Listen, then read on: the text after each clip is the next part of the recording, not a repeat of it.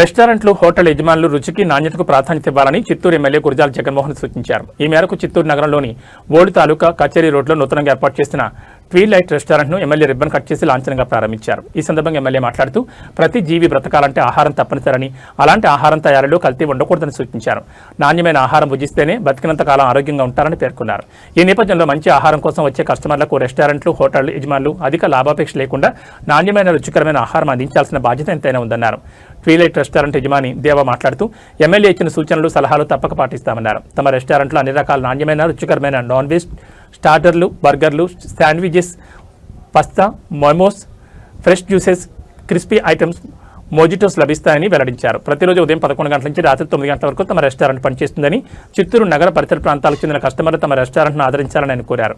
కాగా ఈ కార్యక్రమంలో రెస్టారెంట్ నిర్వాహకులు ప్రత్యూష, వాణి, కావ్య, వంశీ, సంతోష్, గణేష్, కూటమి పార్టీల నాయకులు తదితరులు పాల్గొన్నారు.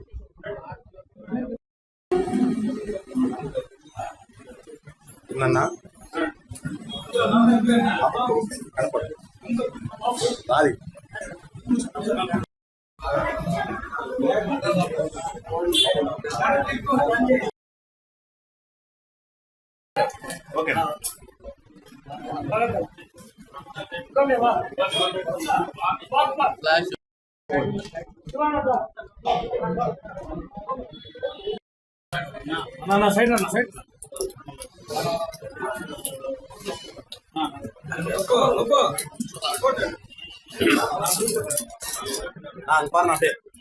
ఓకేనా ఏ